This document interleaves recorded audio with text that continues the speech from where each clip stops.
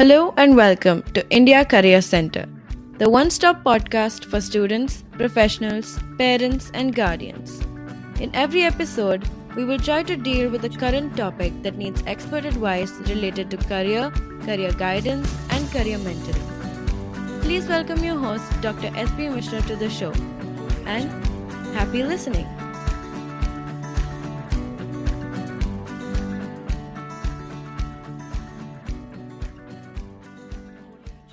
Welcome, ladies and gentlemen, to another episode on India Career Center.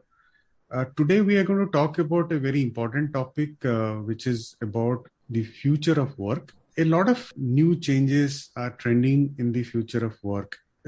Some of the trends which I would like to just enlist here are, the jobs are not anymore role-based, but they are now becoming skill-based. Jobs are becoming more modular.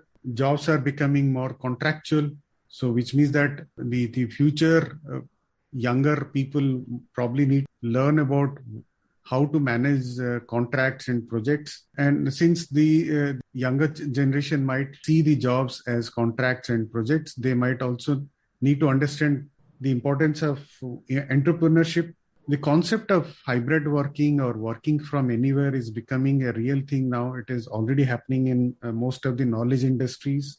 Machine learning, automation, AI, and all that is already taking away a lot of the conventional and repetitive jobs. Humans are now really forced to really think and search for new problems. I think those are the things which is broadly happening on the front of the work as a concept. And on the organization side also, there are a lot of changes happening.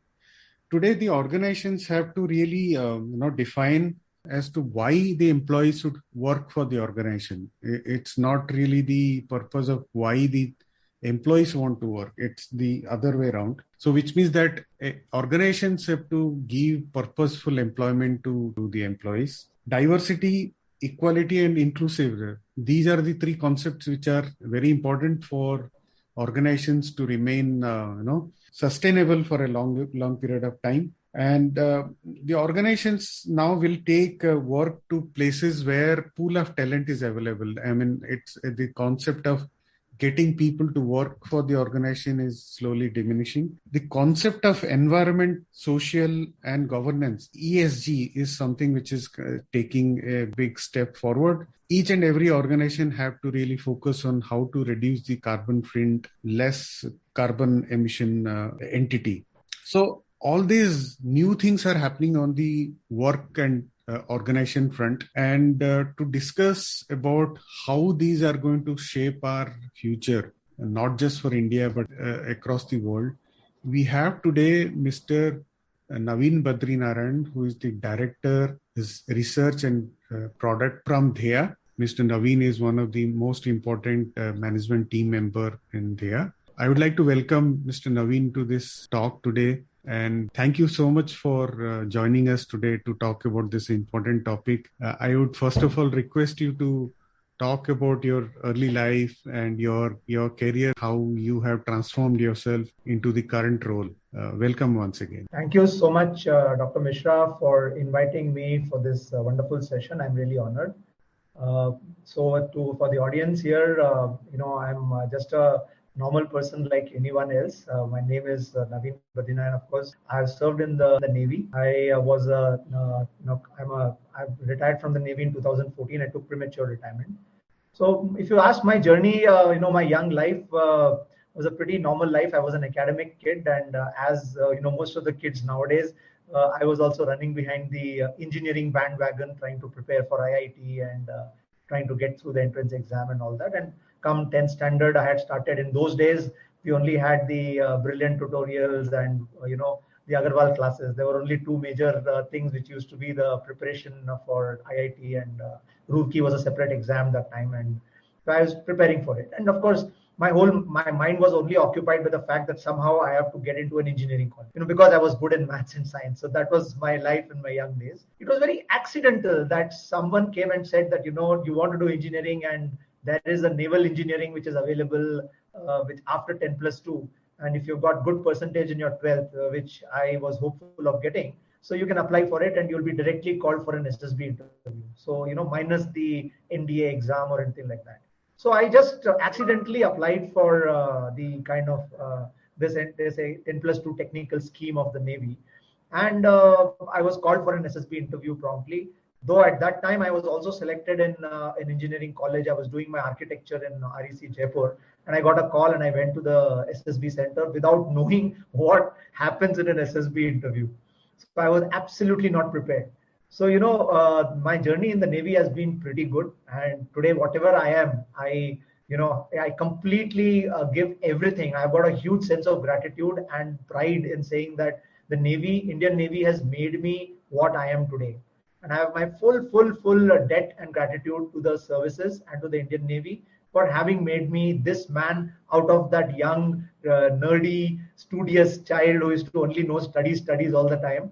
And once I entered into the Navy, my life completely transformed. The main thing that I picked up in my say 21 years of commissioned service and 3.5 years or 4 years of training is something called endurance. And that has helped me amazingly in my life even till today, and even today it helps me because apart from what I'm doing in Dheya, I don't know if Dr. Mishra is aware, I'm also a marathon runner, and I also train people for running marathons, and I also conduct events. I've got which are helping people run and achieve targets.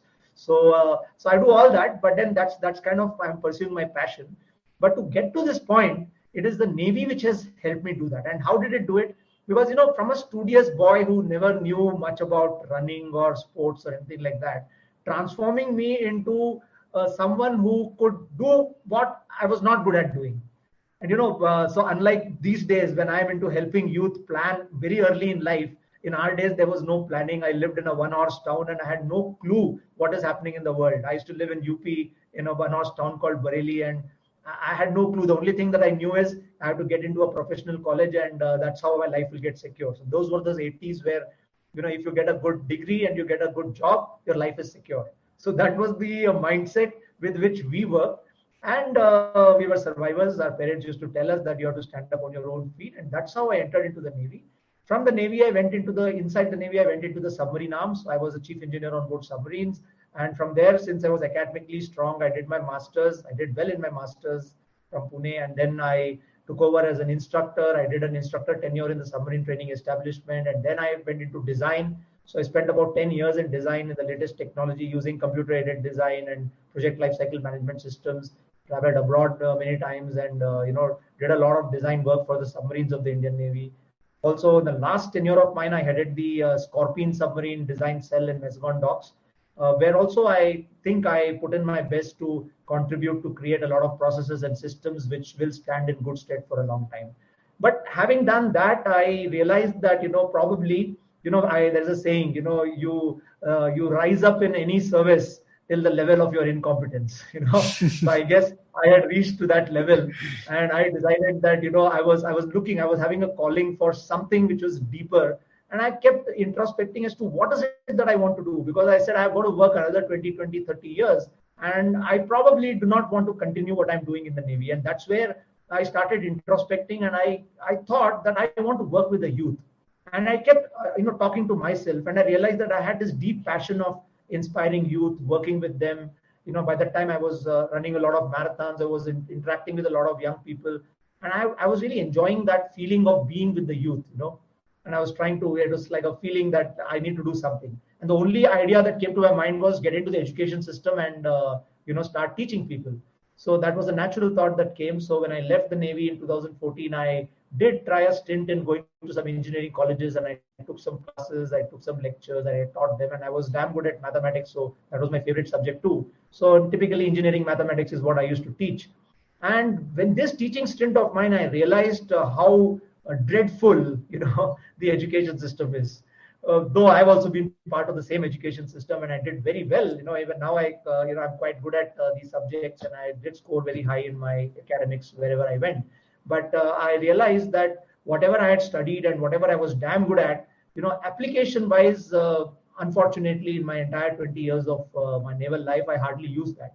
In fact, the application was what I learned on the field in my ship or my submarine, And that is what has held me in good stead. All my and the training that was given was absolutely amazing, which helped me to be what I am today, to build your mental strength, to build your physical strength, to understand how to face challenges, how to take up challenges without batting an eyelid. So those were those values and skills that I picked up in my entire naval tenure.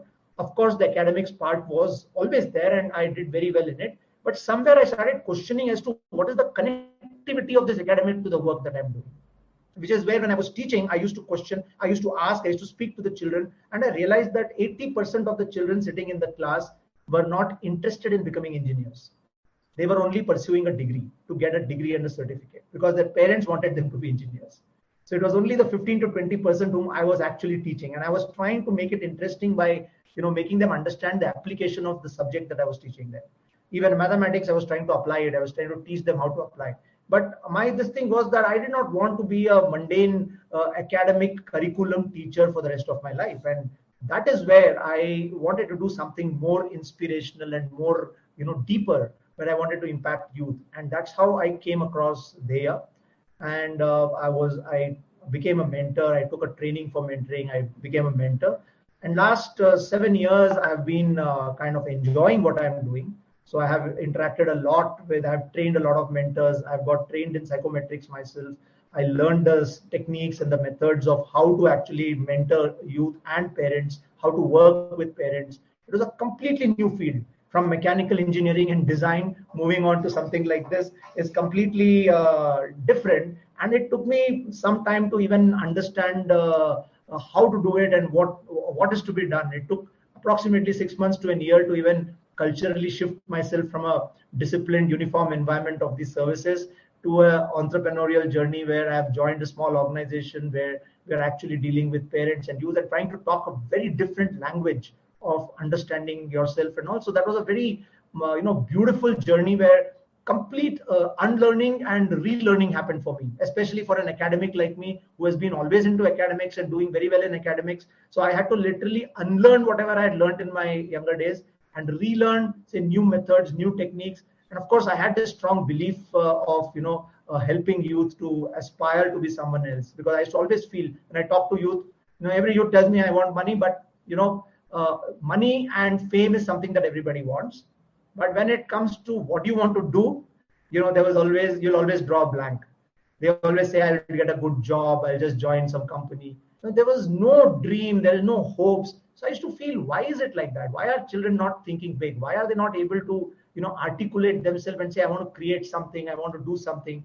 Unfortunately, I could not find hardly 1.1% of the people were there who could even talk this kind of language. 99% people are only looking, they want to make fast money. They want to make nowadays, today's generation, and they are not clear about what they want to do in life.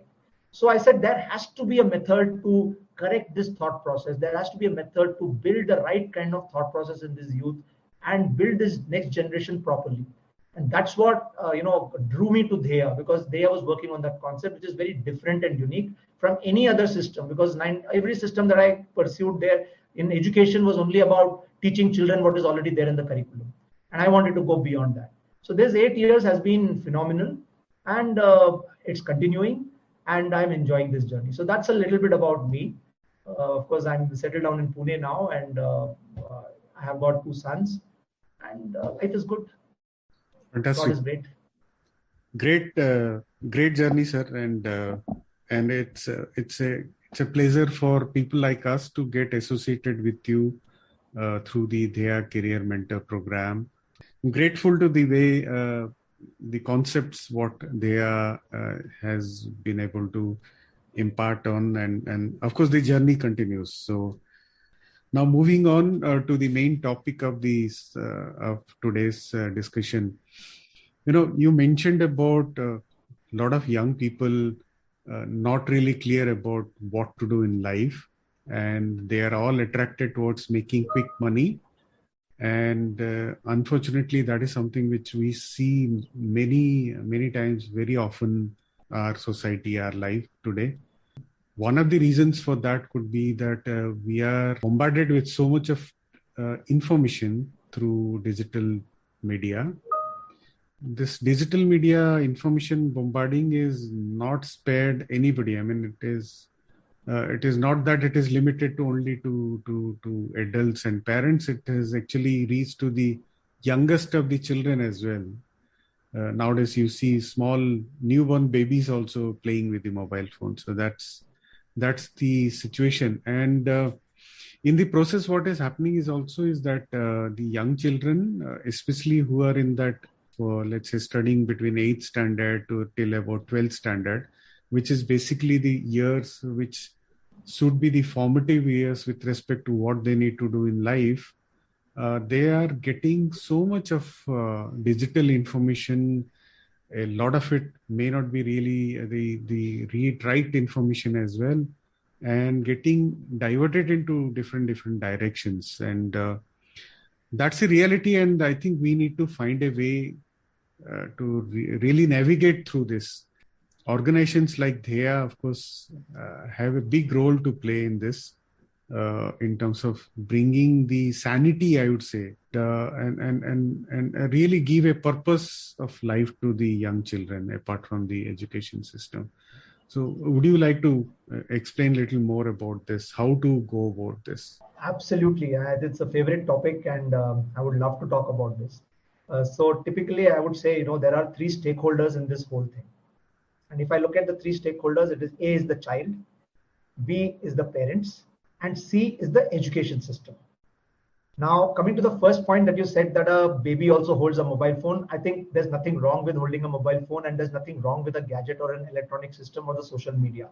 We are unnecessarily blaming the system for something which it is not.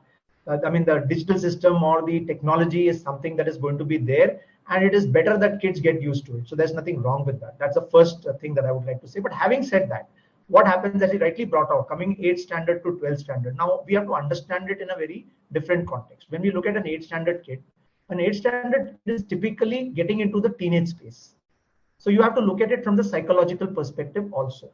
So what happens is, unfortunately, when the child enters into school, right from the age of 5 and starts growing up in a school environment, this education system that we have been following for the last 100 years, unfortunately, is a standardized system of education. When I say standardized, irrespective of how the child is, there are some children who are, every child is different, but irrespective of who the child is, there is a common pattern of education for everybody, which is a very big flaw in this whole education system. We have never questioned it. We have just accepted it all this while, and we believe that this education system has been designed well. Well, it is not.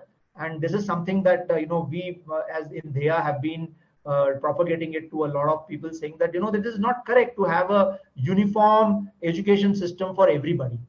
The education system requires some kind of a personalization. This standardized approach is wrong. Why? I'll tell you, because what happens is, look at a kid at home is fully excited and likes to do anything that they like to do. They do it with full energy. And they get appreciated and they do it more. So the moment you appreciate a kid for something, the kid, you'll find, starts repeating it again. And that's the natural psychology of anyone. You get appreciation, you do more of it. Now in school, in education system, what happens is, this appreciation is for a thing called marks. So what happens is, every kid starts becoming competitive for marks because marks gets appreciation.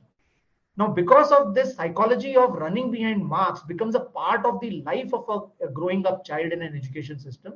So what happens is, somewhere down the line, an artist is lost, a sportsman is lost, a designer is lost.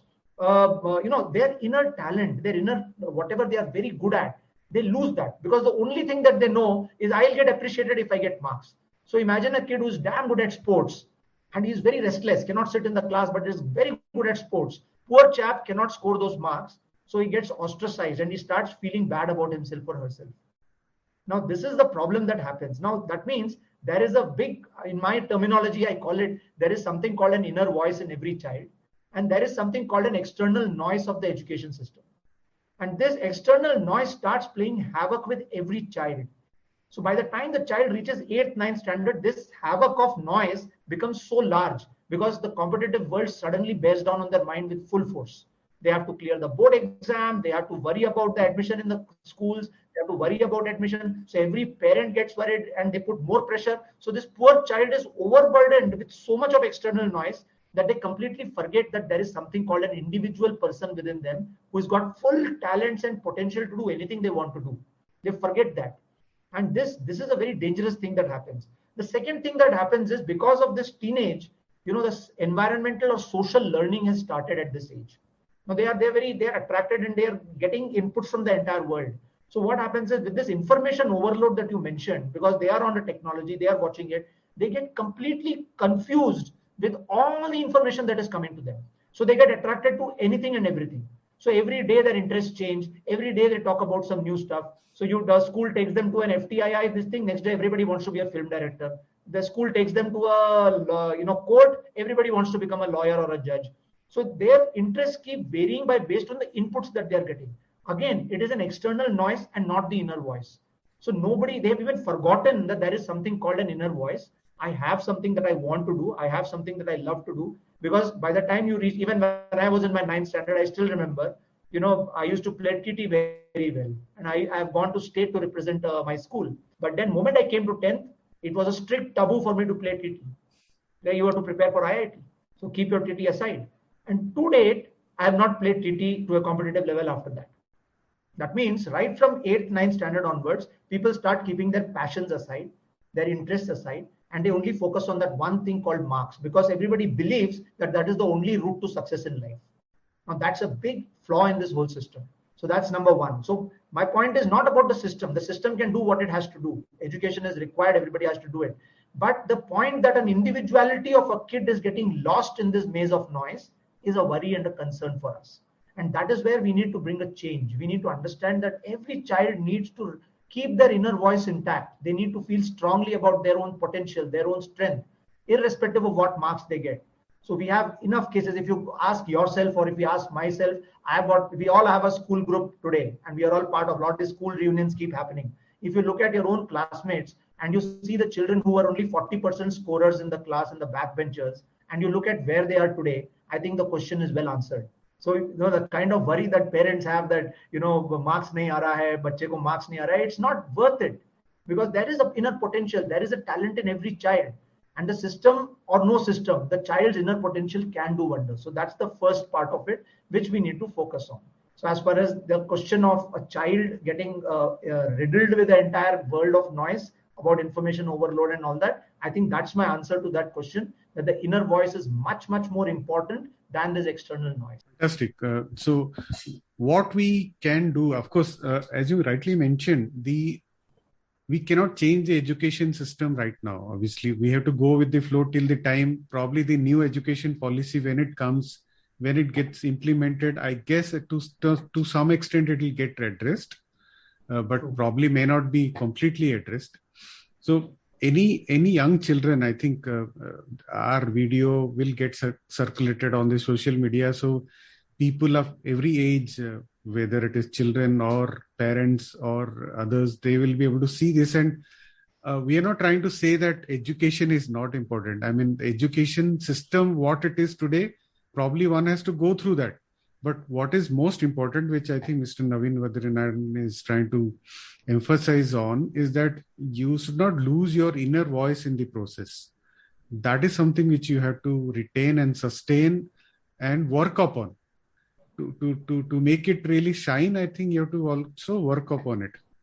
I think in today's world, as skills become important rather than the roles, it is even more important to work on a skill which inherently you have.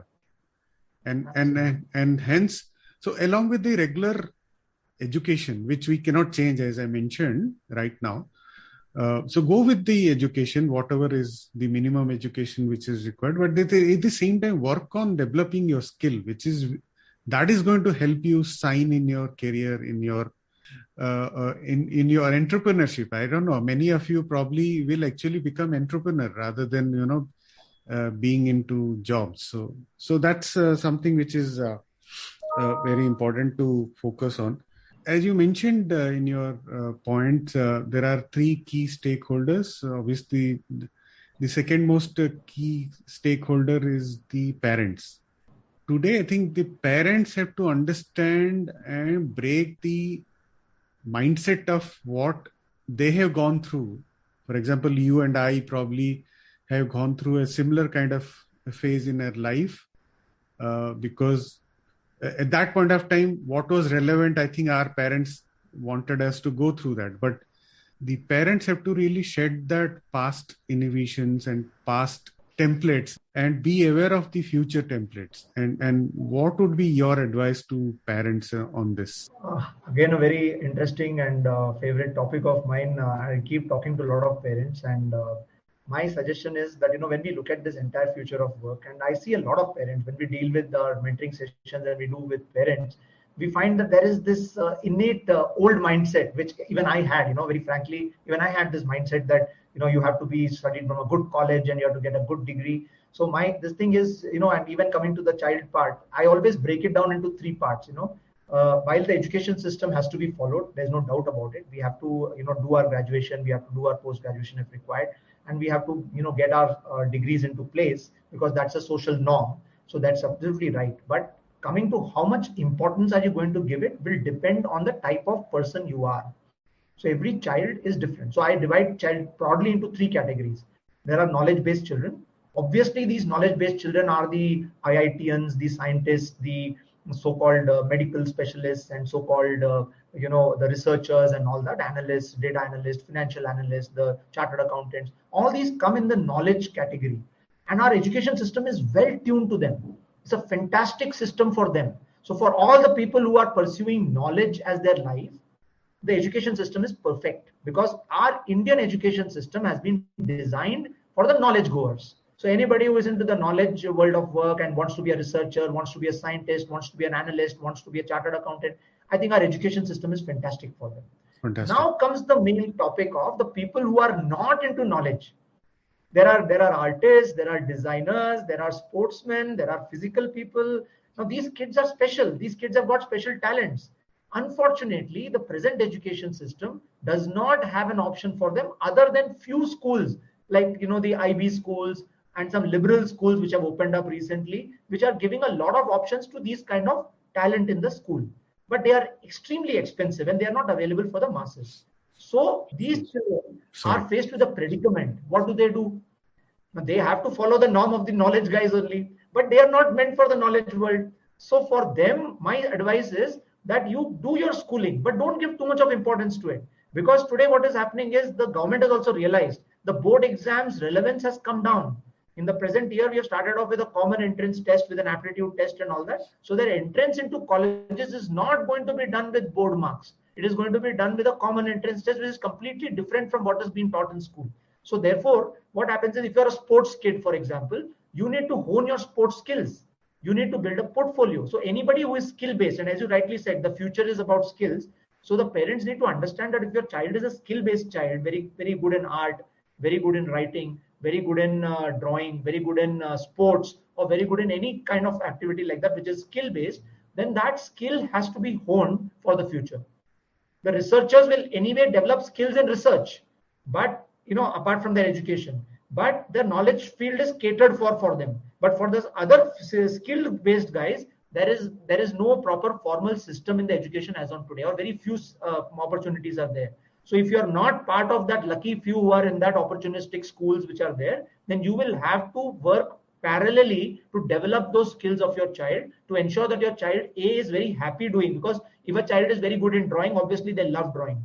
So don't take drawing away from them, because the school in 11th and 12th may not have a drawing facility or a subject at all. You cannot tell your child that don't do drawing. So you will have to prepare the child for an aptitude for drawing, so that later on he can get into the design field. And to get into a field of design, you need to have good drawing skills. So that drawing skill has to be honed. So I'm just giving an example. So similarly, for all the skill-based people, you need to start developing those skills with a clear idea of what you want to do in the future. That's my advice to the parents. The second thing, what happens is, when we were young, as you rightly brought out, we did not know about these opportunities. There was only this, become an engineer, become a doctor, become a chartered accountant, become a lawyer, or if you are completely not good in academics, then take up arts and take up a job.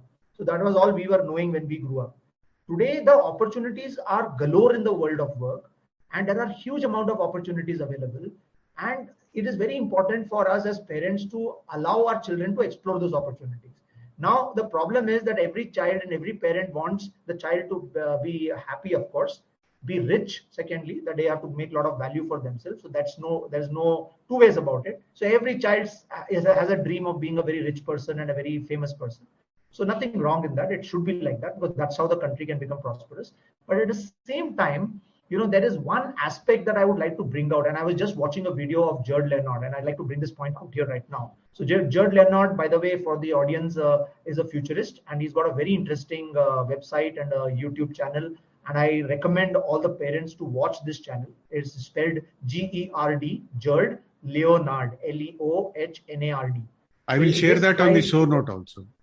Yeah, please share it so the parents can watch this video. And he talks about the future of work, and he's a very good TED speaker and a very famous person who talks about the future of work. And what he has brought out is the next 10 years, the amount of change that is going to happen is going to be much more than what has happened in the last 100 years.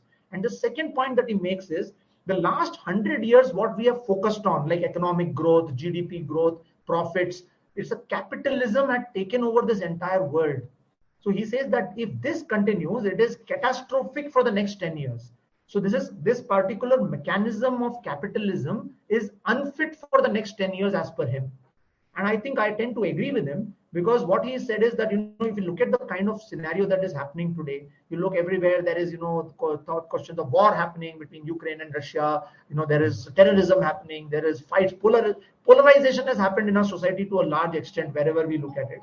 And then what happens is, because of this polarization, there is a kind of disharmony that has got created. And the more the wealth gets created, the more the inequity is getting created. So there is a lot of problems that are starting because of that.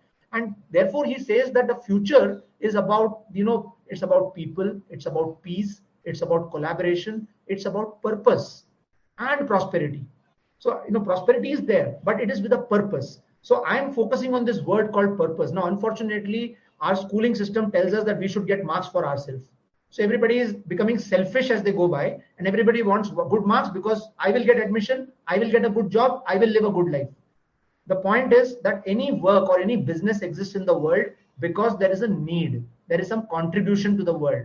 Now, this concept of contribution and purpose has to be introduced early in life, if not by the school, by the parents. So my request to the parents is that, every child must be seeded with a thought that you are not just doing work for yourself. You are doing work for the world. You are contributing. And when you contribute, you get value for it. It's always a barter system. So if I contribute something to the world, I always get a value back. And that is how wealth gets created. So wealth creation is not about just going and doing a job and getting a fat salary. Wealth creation is about creating value by adding contribution to the world where you feel there is a need and using your talents to do that. So any talent can be shifted towards a possibility in the world of work where they can contribute, generate value, and earn wealth, and thereby becoming rich and famous. If this concept is initiated in the early ages, in the teenage, automatically as the child grows up, you will find that they are channelized, their energies are channelized, they start walking in the direction with a lot of energy and purpose, and they live beautiful lives which are happy and prosperous and become famous also.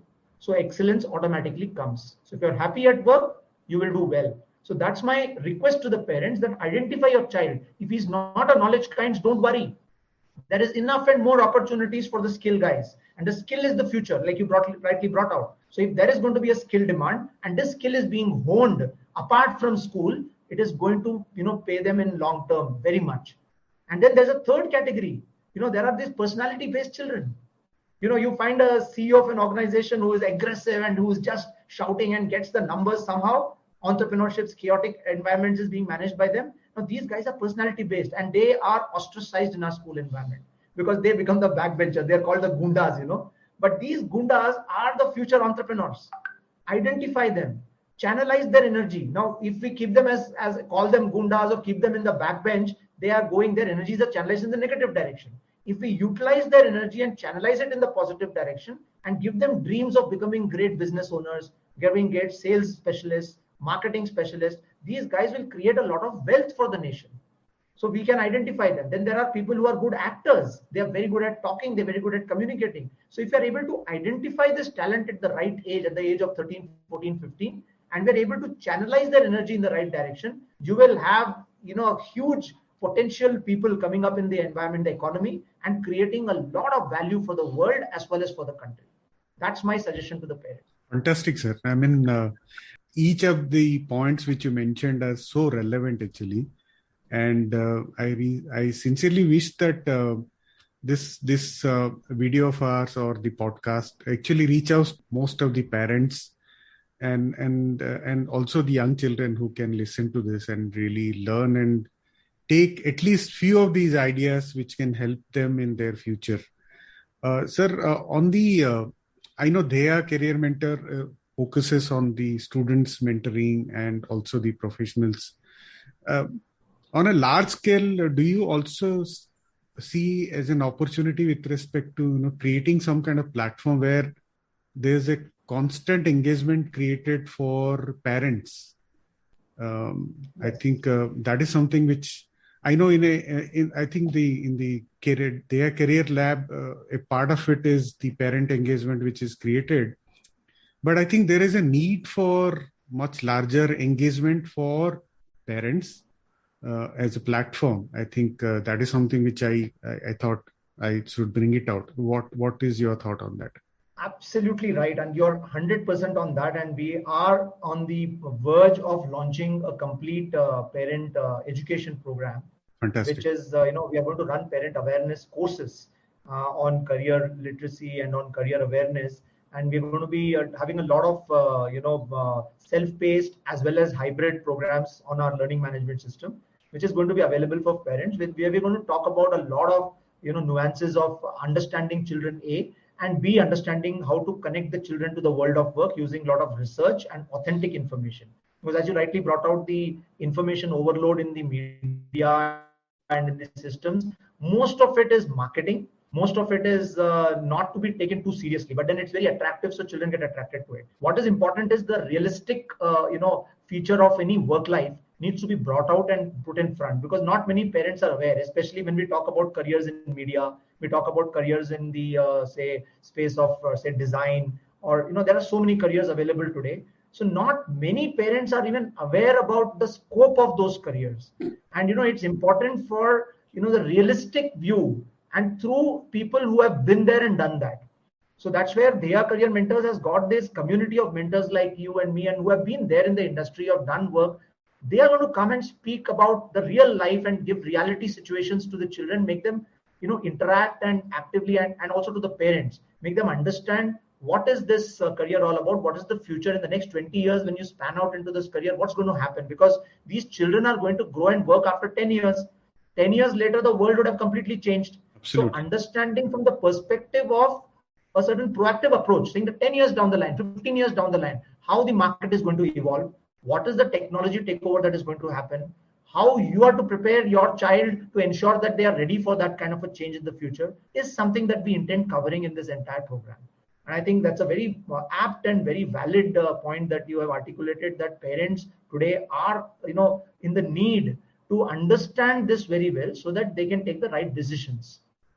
So I think it was really great to really talk to you, and you could actually bring so much of insight about what is needed to be done with respect to the career planning for young children, and how important it is for the parents and education system to really contribute for that. As career mentors, they are career mentor and professionals like us, I think we also have a very important role in terms of contributing back to the society. So in a way, it is great to really help our young children to look for a brighter future. And we will continue to do work in that direction. And it's Dheya is doing a fantastic job. And as you mentioned, you're bringing out the platform for the parents. I think that's also going to be a great solution provider for the society. I think that's what, with those positive thoughts, I would like to say thank you once again to you for joining us for this discussion. And we will definitely like to bring you on different topics in future on this channel to really help our young generation grow in future. Thank you so much. Thank you so much, sir. It was a real pleasure and real honor to be on this podcast. Thank you so much. Really Thank you, enjoyed sir. the show.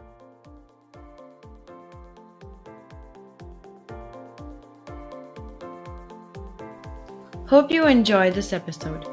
We sincerely wish you could take something from our conversation today and be able to apply it to your life in a positive way. We value your feedback. This can help us improve our future episodes. So share your thoughts to serve you better. If you want us to focus on a topic which you think is of importance, let us know. We will share our expertise in future episodes. So, see you soon with a new topic and help you in your career journey.